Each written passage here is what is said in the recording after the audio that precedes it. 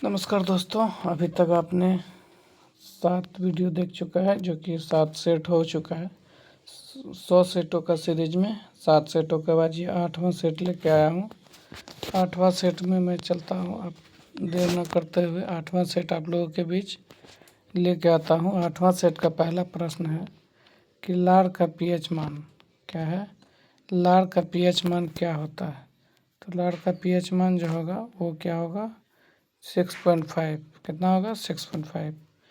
अब अगला next question है, दूसरा क्वेश्चन कि निम्न को सुमेलित करें। रोग का नाम है और जीवाणु का नाम है, तो सुमेलित करेंगे। हैजा जो होगा बिहेब्रो कॉलेरी होगा। टीबी रोग जो होगा उससे किस जीवाणु के कारण होता है? ये होता है माइक्रोबैक्टीरियम ट्यूबरोकुलोसिस। माइक्रोबैक्टीरियम ट्यूबरोकुलोसिस। निमोनिया जो होता है ये होता है diplococcus pneumoniae. Diplococcus pneumoniae. Tetanus जो होता है क्लोस्ट्रीडियम टिटेनी। क्लोस्ट्रीडियम टिटेनी, ये क्या होता है? Clostridium tetani. इस तरह से देखेंगे तो ऑप्शन नंबर ए सही है। अगला तीसरा प्रश्न है, फिर सूची को मिलाना है और इसमें दिया हुआ है पहाड़ी दिया है और वो किस राज्य में है। गारो जो होगा वो होगा मेघालय। जानते हैं गारो खासी जयंतिया। गारो खासी जयंतिया ये किस में हो जाएगा? मेघालय में होगा। ठीक है, दूसरा चलते हैं कि मिरी जो होगा वो अरुणाचल प्रदेश में होगा। मिरी किस में होगा? अरुणाचल प्रदेश में होगा। पंचई मलाई जो होगा वो होगा तमिलनाडु में। पंचई मलाई कहाँ? वो होगा तमिलनाडु में। और चौथा है डालमा जो है ये झारखंड में है। कहाँ है? झारखंड में। और इस तरह से इसका ए नंबर सही होगा। पहला का हो जाएगा गारो का मेघालय, मिरी का अरुणाचल प्रदेश, पंचई मलाई तमिलनाडु में है, डालमा झारखंड में है। चौथा फिर है ये बांध है और उससे किस नदी पर ये बांध है वो बताना है। दुलहस्ती जो होगा, दुलहस्ती जो हो ये है चिनाब नदी पे। किस पे है? चिनाब नदी पे है। दुलहस्ती चिनाब नदी पे है। गांधी सागर जानते हैं आप? चंबल नदी पर है। गांधी सागर चंबल नदी पे। दुलहस्ती चिनाब गांधी सागर चंबल नदी पे। उकाई जो होगा, उकाई होगा ताप्ती पर। उकाई कहाँ पर है? ताप्ती पर है। उकाई परियोजना ये जो है बांध ताप्ती नदी पे है। तवा पर ही, तवा नदी पर तवा परियोजना चल रहा है। इस तरह से इनका हो जाएगा चौथा डी नंबर हो जाएगा। ठीक है, अगला प्रश्न है, 5वां प्रश्न है, संविधान की व्याख्या से संबंधित सभी विवाद सर्वोच्च न्यायालय के पास लाया जा सकता है। यह अधिकार सर्वोच्च न्यायालय के किस अधिकार के अंतर्गत आता है? तो ये आएगा अपीलीय प्राधिकार, अपीलीय क्षेत्राधिकार के अंतर्गत आएगा। क्या आएगा? अपीलीय क्षेत्राधिकार के अंतर्गत आता है। ठीक है, अगला प्रश्न छठा प्रश्न में है कि निम्न में से कौन सा कथन सही है? इनमें दोनों कथन सही है। क्या है? दोनों कथन सही है, इसीलिए इस प्रश्न का आंसर दोनों होगा। और पढ़ते हैं पहला प्रश्न। पहला ऑप्शन जो होगा, नाबार्ड देश में कृषि एवं ग्रामीण विकास हेतु वित्त उपलब्ध कराने वाली शीर्ष संस्था है। नाबार्ड जो है देश में कृषि एवं ग्रामीण विकास हेतु वित्त उपलब्ध कराने वाली शीर्ष संस्था है। दूसरा होगा नाबार्ड का मुख्यालय मुंबई में है। नाबार्ड का मुख्यालय मुंबई में है। इस तरह से इसका आंसर हो जाएगा ए और दोनों सही है। अगला प्रश्न है, 7वां प्रश्न है, विशेष आर्थिक क्षेत्र अधिनियम। विशेष आर्थिक क्षेत्र अधिनियम जो है ये कब किस वर्ष लागू हुआ? विशेष आर्थिक क्षेत्र अधिनियम जो है ये 2006 ईस्वी में लागू हुआ है। अगला प्रश्न है, समान ताप तथा दाब पर सभी गैसों के समान आयतन में अणुओं की संख्या समान होती है। ये कौन सा नियम कहलाता है? समान ताप और समान दाब पर सभी गैसों के समान आयतन के अणुओं की संख्या समान होती है। ये एवोगाद्रोज का नियम कहलाएगा। क्या कहलाएगा? ये एवोगाद्रोज का नियम कहलाएगा। अगला है 9वां प्रश्न है, ये हिस्ट्री से है, बंगाल विभाजन के दौरान किस तिथि को बंगाल में शोक दिवस, याद रखेंगे, बंगाल विभाजन के दौरान जो है बंगाल में शोक दिवस 16 अगस्त 1905 को मनाया गया था। कब मनाया गया था? 16 अगस्त 1905। नेशनल राष्ट्रीय हरित अधिकरण एनजीटी की स्थापना भारत में किस वर्ष की गई थी? याद रखेंगे, एनजीटी का स्थापना जो है 2010 में किया गया था। एनजीटी का स्थापना 2010 में। अगला प्रश्न है, निम्नलिखित में से कौन क्रिप्स मिशन के साथ कांग्रेस के आधिकारिक वार्ताकार थे? क्रिप्स मिशन के साथ जो है आधिकारिक वार्ताकार जो थे वो हमारे पहले प्रधानमंत्री पंडित जवाहरलाल नेहरू और पहले शिक्षा मंत्री मौलाना आज़ाद जी थे। ये दोनों जो थे क्रिप्स मिशन के साथ कांग्रेस की तरफ से आधिकारिक वार्ताकार थे, पंडित जवाहरलाल नेहरू और मौलाना आज़ाद जी। अगला प्रश्न है, किसी वस्तु का द्रव्यमान उसकी डैश का माप है? किसी वस्तु का द्रव्यमान जो है उसका जड़त्व का माप है। क्या है? जड़त्व। जानते हैं जड़त्व जो होता है वो पहला नियम कहलाता है गति का। किसी वस्तु का द्रव्यमान उसकी जड़त्व का माप है। ध्वनि की एक महत्वपूर्ण अभिलक्षण तारत्व जो होता है किस पर निर्भर करता है? ध्वनि का जो महत्वपूर्ण अभिलक्षण तारत्व पिच जो है वो आवृत्ति पर निर्भर करता है। किस पे? आवृत्ति पर निर्भर करता है। अगला प्रश्न है 14वां प्रश्न है, वायु का तापमान कम होने पर सापेक्ष आर्द्रता पर क्या प्रभाव पड़ता है? तो सापेक्ष आर्द्रता पर बढ़ जाता है। क्या होता है? बढ़ जाता है। सापेक्ष आर्द्रता क्या होता है? बढ़ जाता है। वायु का तापमान कम होने पर सापेक्ष आर्द्रता जो है बढ़ जाती है। हड़प्पा कालीन किस स्थल से खेल का मैदान मिला है? याद रखेंगे, हड़प्पा कालीन जो है धौलावीरा जो है वहाँ पर क्या मिला है? खेल का मैदान मिला है। अगला है, चिपको आंदोलन के जन्मदाता के रूप में किसे जाना जाता है? चिपको आंदोलन के जन्मदाता के रूप में सुंदरलाल बहुगुणा को माना जाता है। मानव हृदय कितने भाग में विभाजित है? तो ये 4 भाग में विभाजित है। मानव हृदय कितने भाग में? 4 भाग में विभाजित है। 1927 ईस्वी वर्ष 1927 की बटलर कमेटी का क्या उद्देश्य था? 1927 का जो बटलर कमेटी था उसका उद्देश्य था अंग्रेजी सरकार एवं देशी राज्यों के बीच संबंध को सुधारना। अंग्रेजी सरकार जो था और देशी राज्य के बीच के संबंध को सुधारना था। अगला प्रश्न होगा 19वां, बौद्ध धर्म और जैन धर्म में किस विषय में अंतर है? तो वही आत्मा वाले विषय पर क्या है? अंतर है। आत्मा जो है आत्मा पर ही अंतर है। बौद्ध धर्म और जैन धर्म में किस विषय पर अंतर है? आत्मा पर। किस सिख गुरुओं की हत्या मुगलों द्वारा की गई?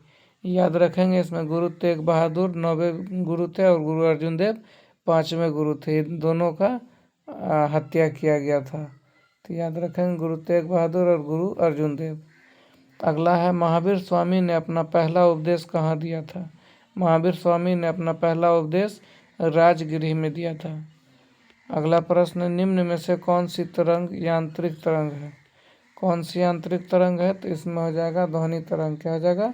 ध्वनि तरंग जो है यांत्रिक तरंग है, जबकि ये सब जो है यांत्रिक तरंगे नहीं है। रेडियो तरंग, एक्स तरंग और प्रकाश तरंगे जो है ये यांत्रिक तरंगे नहीं है। भोपाल गैस त्रासदी में कौन सी गैस की रिसाव हुई थी? ये हुई थी मिथाइल आइसोसाइनाइड। पीथमपुरा में ले जाके इनको नष्ट किया गया है, मिथाइल आइसोसाइनाइड को। अगला प्रश्न है, राष्ट्रपति द्वारा महाभियोग के संदर्भ में निम्न में से कौन सी कथन सही नहीं है? तो ये वाला सही नहीं है, जबकि तीनों सही है। तीनों को पढ़ते हैं कि हम लोग कैसे इसको जानेंगे। राष्ट्रपति पर महाभियोग जो लगता है उनमें इस प्रक्रिया को शुरू अनुच्छेद 61 के द्वारा किया जाता है। किसमें? अनुच्छेद 61 के में दी गई है ये चीज़ महाभियोग की प्रक्रिया के बारे में। राष्ट्रपति द्वारा संविधान का अतिक्रमण किए जाने पर उसके विरुद्ध महाभियोग चलाया जा सकता है। बिल्कुल सही है। महाभियोग संसद द्वारा चलाई जाने वाली एक अर्ध न्यायिक प्रक्रिया है। ये याद रखिएगा कि महाभियोग जो है एक अर्ध न्यायिक प्रक्रिया है। अगला प्रश्न है, किसी राज्य की विधानसभा में अधिक से अधिक कुल कितने सदस्य हो सकते हैं? किसी विधानसभा में अधिक से अधिक कुल कितने सदस्य हो सकते हैं? तो विधानसभा में सदस्यों की संख्या 500 हो सकती है, याद रखेंगे। 20 सूत्रीय आर्थिक कार्यक्रम किस वर्ष प्रारंभ किया गया था? 1975 में 20 सूत्रीय जो स्टार्ट किया था आर्थिक कार्यक्रम, ये 1975 से स्टार्ट हुआ था। अगला प्रश्न है 27वां, निम्न में से कौन सा मूल अधिकार भारतीय नागरिकों के साथ साथ विदेशियों को भी प्राप्त है? तो ये तीनों है। ये तीनों कौन कौन है? विधि के समक्ष समानता और विधि का समान संरक्षण, ये विदेशियों को भी मिलेगा और भारतीय नागरिकों को भी। अपराधों के लिए दोष सिद्धि के संबंध में संरक्षण, ये भी मिलेगा दोनों को। प्राण और दैहिक स्वतंत्रता का संरक्षण, ये भी मिलेगा दोनों को, बाहरी हो चाहे यहाँ के हो। बैलगाड़ी किस चित्रकार की कृति है? बैलगाड़ी जो है अबुल हसन की चित्रकारी है, कृति है बैलगाड़ी। भारत में मिश्रित अर्थव्यवस्था का अर्थ है राष्ट्रीय अर्थव्यवस्था से सार्वजनिक क्षेत्र के साथ साथ निजी क्षेत्र का विद्यमान होना। क्या होगा? राष्ट्रीय अर्थव्यवस्था में सार्वजनिक क्षेत्र के साथ साथ निजी क्षेत्र का विद्यमान होना ही मिश्रित अर्थव्यवस्था कहलाएगा। शाहजहांनामा के लेखक कौन है? इनायत खान। कौन है? इनायत खान। शाहजहांनामा के लेखक कौन है? इनायत खान। वेलेस्ली की सहायक संधि को स्वीकारने वाला दूसरा राज्य कौन था? देखिए, वेलेस्ली का जो सहायक संधि था, इसको स्वीकारने वाला दूसरा राज्य कौन हो गया? ये हो गया मैसूर। जबकि पहला राज्य कौन हो जाएगा? ये हो जाएगा हैदराबाद। वेलेस्ली की सहायक संधि को स्वीकार करने वाला दूसरा राज्य मैसूर था। भारतीय ब्रह्म समाज के संस्थापक कौन थे? भारतीय ब्रह्म समाज के संस्थापक केशव चंद्र सेन थे। भारतीय ब्रह्म समाज के संस्थापक केशव चंद्र सेन थे। सर्वेंट ऑफ इंडिया सोसाइटी की स्थापना किसने की थी? सर्वेंट ऑफ इंडिया सोसाइटी की स्थापना गोपाल कृष्ण गोखले। ये गोपाल कृष्ण गोखले महात्मा गांधी के गुरु थे, राजनीतिक गुरु। अगला प्रश्न होगा, कांग्रेस के किस अधिवेशन में भारत छोड़ो आंदोलन का प्रस्ताव पारित किया गया था? तो ये किया गया था वर्धा में। वर्धा के जो अधिवेशन थे, कांग्रेस के वर्धा अधिवेशन में भारत छोड़ो आंदोलन का पारित किया गया था। अगला, शुष्क सेल में किसका प्रयोग किया जाता है? शुष्क सेल में अमोनियम क्लोराइड का। किसका किया जाता है? अमोनियम क्लोराइड का प्रयोग किया जाता है। टांका निम्न में से किनका मिश्र धातु है? टीन और सीसा का मिश्र धातु है टांका। टीन और सीसा का मिश्र धातु को क्या बोलेंगे? टांका बोलेंगे। 37वां प्रश्न है, महात्मा गांधी के असहयोग आंदोलन के प्रस्ताव का विरोध किसने किया? महात्मा गांधी के असहयोग आंदोलन के प्रस्ताव का विरोध किसने किया? तो ये तीनों थे। कौन कौन थे? मोहम्मद अली जिन्ना, बिपिन चंद्र पाल और एनी बेसेंट। मोहम्मद अली जिन्ना, बिपिन चंद्र पाल और Annie Besant. Mohammad Ali Jinnah, Annie Besant और बिपिन चंद्र पाल, ये तीनों जो हैं महात्मा गांधी के असहयोग आंदोलन के प्रस्ताव का विरोध किया था। किस विटामिन को हार्मोन कहा जाता है? हार्मोन माना जाता है। विटामिन डी जो है वो हार्मोन भी है। विटामिन डी हार्मोन भी कहा जाता है। कोबाल्ट 60 आमतौर पर विकिरण चिकित्सा में प्रयुक्त होता है। कोबाल्ट 60 जो है ये, क्योंकि यह उत्सर्जित करता है गामा किरण को। किसको उत्सर्जित करता है? गामा किरणों को उत्सर्जित करता है, इसीलिए कोबाल्ट 60 का आमतौर पर विकिरण चिकित्सा में प्रयुक्त किया जाता है। 40वां प्रश्न, निम्न में से क्रोएशिया की राजधानी क्या है? तो क्रोएशिया की राजधानी है जाग्रेब। क्या है? जाग्रेब। जाग्रेब होगा क्रोएशिया की राजधानी। नीरज चोपड़ा का संबंध किस खेल से है? तो याद रखेंगे भाला फेंक से। किससे है? भाला फेंक से है। जल प्रदूषण निवारण एवं नियंत्रण अधिनियम कब पारित किया गया था? जल प्रदूषण नियंत्रण निवारक अधिनियम 1974 ईस्वी में पारित किया गया था। सुबनसिरी और धनसिरी नदियां किस राज्य में प्रवाहित होती है? सुबनसिरी और धनसिरी जो है ये असम में प्रवाहित होती है। कहाँ होती है?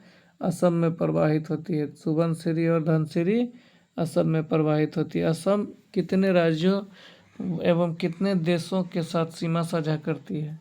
असम जो है 7 राज्य और 2 देशों के साथ सीमा साझा करते हैं। असम का जो सीमा साझा करने का है 7 राज्य और 2 देशों के साथ सीमा साझा करते हैं। असम 2 देश में, एक देश आता है भूटान और एक देश आता है बांग्लादेश, जबकि राज्यों में सिक्किम, पश्चिम बंगाल, अरुणाचल प्रदेश, मेघालय, नागालैंड, मिजोरम, मणिपुर, त्रिपुरा, इन सबों से साझा करता है। भारत के राज्यों में क्षेत्रफल की दृष्टि से बिहार का स्थान कितना है? तो ये है 13वां। कितना है? 13वां, शायद अब 12वां हो गया है। भारत की जलवायु कोपेन वर्गीकरण के अनुसार किस प्रकार के जलवायु का प्रतिनिधित्व करती है? ये करती है मानसून गर्म ग्रीष्म के साथ। अगला है, अरल सागर किन 2 देशों के साथ सीमा साझा करता है? सीमा पर अवस्थित है किन 2 देशों के? अरल सागर जो है उज्बेकिस्तान और कजाकिस्तान के बीच है, सीमा पर अवस्थित है। उज्बेकिस्तान और कजाकिस्तान के सीमा पर अवस्थित है। समान न्याय और निःशुल्क विधिक सहायता के लिए संविधान के किस अनुच्छेद में उपबंध किया गया है? तो यह 39 का क। क्या है? 39 का क में किया गया है। अगला प्रश्न है, अनुच्छेद 21 के ए में किस संविधान संशोधन द्वारा जोड़ा गया? तो ये 86वां संविधान संशोधन के तहत जोड़ा गया है। किसके तहत जोड़ा गया है? तो ये जोड़ा गया है 86वां संविधान संशोधन के तहत। अगला है, निम्नलिखित में से कौन सुमेलित नहीं है? याद रखेंगे, निम्नलिखित में से ये सुमेलित नहीं है, जबकि अन्य सारे जो है सारे सुमेलित हैं। ये दोनों भी सुमेलित है। केंद्रीय अन्वेषण ब्यूरो जो है 1963 में स्थापना हुई थी। केंद्रीय सतर्कता आयोग, इनका भी 1964 में हुआ था। प्रवर्तन निदेशालय का 1956 में हुआ था। प्रवर्तन निदेशालय का 1956 में हुआ था। याद रखेंगे, केंद्रीय अन्वेषण ब्यूरो का 1963, केंद्रीय सतर्कता आयोग का 1964, जबकि प्रवर्तन निदेशालय ईडी का 1956 में हुआ था। अब चलते हैं 8वें सेट का स्मरणीय तथ्य जो है उनको देखते हैं। कुषाण वंश के शासक, कुषाण वंश के संस्थापक जो थे वो थे कुजुल कड़फिसस। कुषाण वंश के संस्थापक कौन थे? कुजुल कड़फिसस थे। और जबकि कुषाण वंश के सबसे प्रतापी शासक जो थे वो थे कनिष्क। कौन थे? कनिष्क थे। इसकी प्रारंभिक राजधानी पुरुषपुर थे। प्रारंभिक राजधानी पुरुषपुर, जबकि द्वितीय राजधानी मथुरा। कुषाण का प्रारंभिक राजधानी पुरुषपुर, जबकि दूसरा राजधानी मथुरा था। इसने 78 ईस्वी में शक संवत की शुरुआत की थी। कुषाणों ने 78 ईस्वी में शक संवत का स्टार्ट किया था। अगला है, इसके दरबार में आयुर्वेद के विद्वान चरक रहते थे। चरक जो थे आयुर्वेद के विद्वान थे। बुद्ध चरित की रचना अश्वघोष ने की, जो किसान कनिष्क के दरबार में रहते थे। देखिए, बुद्ध चरित जो है इसके रचयिता कौन है? अश्वघोष थे। बुद्ध चरित के रचयिता अश्वघोष, ये कनिष्क के दरबार में रहते थे। आगे है, गांधार शैली और मथुरा शैली का सर्वाधिक विकास। गांधार शैली एवं मथुरा शैली के सर्वाधिक विकास जो है ये भी कनिष्क के शासनकाल में हुआ। प्रसिद्ध रेशम मार्ग, देखिए जो अभी देख रहे हैं चाइना जो रेशम मार्ग को अपना रहा है, प्रसिद्ध रेशम मार्ग का प्रारंभ कनिष्क ने कराया था। कुषाण वंश के समय ही सर्वप्रथम बुद्ध की खड़ी प्रतिमा का निर्माण हुआ। कुषाण वंश के काल में ही सर्वप्रथम बुद्ध की खड़ी प्रतिमा का निर्माण हुआ। कुषाण काल के सर्वाधिक विकास वास्तुकला के क्षेत्र में हुआ। वास्तुकला मतलब आर्किटेक्ट में जो है कुषाण काल सर्वाधिक विकास हुआ। बहुत बहुत धन्यवाद, आपने इस सीरीज को अंत तक देखा और बहुत जल्द अगला सेट लेके आएंगे, 9वां सेट। बहुत बहुत धन्यवाद, आप लोग इतने देर तक वीडियो में जुड़े रहे अंत तक। ज़्यादा से ज़्यादा लोग तक शेयर करें ताकि इनका लाभ उठा पाए ज़्यादा से ज़्यादा लोग। बहुत बहुत धन्यवाद।